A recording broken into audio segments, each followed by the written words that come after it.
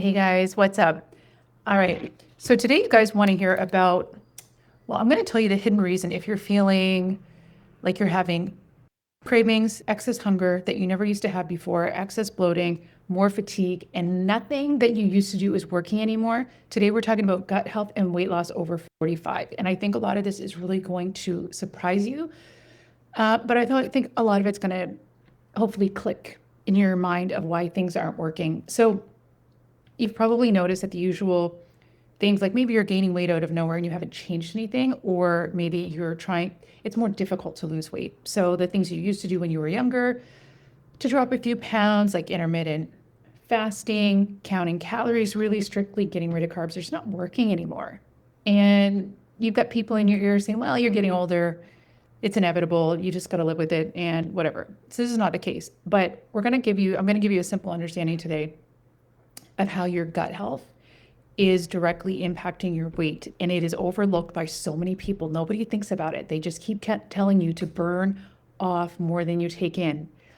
And that can backfire against you. Not only not work, but backfire, because our bodies are more sensitive to stress at this age, and severe calorie restriction and carb restriction and all these heavy diets are seen as stressors by the body.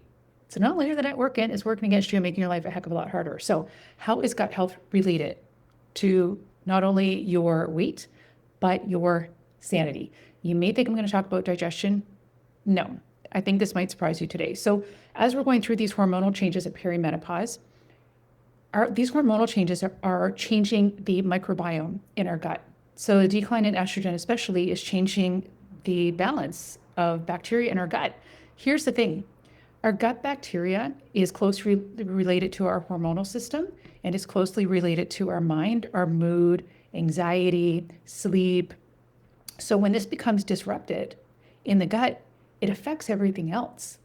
And nobody's looking at this. They're just looking at the symptoms: weight gain, fatigue, bloating, and they're trying to put little Band-Aid patches on the symptoms. But we got to get to the root, and it starts in the gut. So with this estrogen going down and our gut microbiome kind of changing, this is impacting our appetite regulation, and it's impacting us having cravings and our ability to stay fuller. So the same amount of food we might have eaten at 35 is having a different effect on us at 50, right? GLP-1s, you keep hearing about them everywhere, and everyone's taking them and they think it's this magic fix. I'm not into them. I just want to be clear on that, because with that comes a lot of side effects, and you're not putting the foundation in place first. I don't believe in quick fixes. So what I wanted to relate it to, so maybe you could kind of put it together and understand it, is that our body naturally produces its own GLP-1. But with our hormones fluctuating during perimenopause, this change in the microbiome, this is changing how GLP-1 is doing its job. And that's why a lot of women are taking these injections like, oh my gosh, it's amazing, it works. Well, it works until it doesn't, right? So let's correct it naturally so you don't have side effects, and so it's long lasting. And so it also has better spill off effects. So how do we do that? Well, first things first, we want to try to eliminate things that are irritating the gut. And, these are things like ultra processed foods, alcohol. I know nobody wants to hear that. Stress, easier said than done to kind of get rid of stress, right? But there's certain things we want to do. So first we need to be aware of it. Then we want to give it foods to feed that healthy gut bacteria so those healthy parts of the gut microbiome can grow. When we do this properly, this is when you have lasting weight loss by eating, not severely restricting. When you do this properly and it feeds that healthy gut microbiome, this is going to impact your own natural GLP-1s, which means it's going to help to regulate your hunger better and manage it better, your hunger hormones. This is going to help eliminate food cravings. Can you imagine? Yes, it's possible. Eliminate food cravings. It is also going to help with digestive issues. So it's going to help to decrease bloating, which I often call bloating fake weight, because when you're a bit bloated, it can make you feel bigger than you are because it kind of pushes everything out. And sometimes when you can just get rid of that bloating, your tummy shrinks up quite a bit just from getting rid of bloating and inflammation too.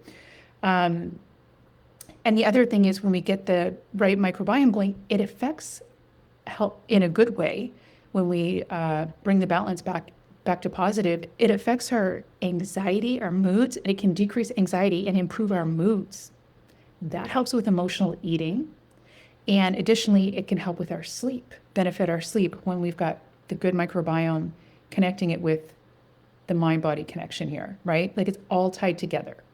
So I want to impress upon you, please stop these severely restricted diets thinking it's going to get you somewhere. Please stop taking these quick fix injections with side effects. Let's get to the root and understand it absolutely first. Take care of the gut microbiome and you can regulate your appetite so you're not suffering through willpower. You can get rid of food cravings. So again, you're not suffering through willpower and it can be lasting and you're not starving yourself. It's going to increase your energy, it's going to improve your sleep, and it's going to improve your mood.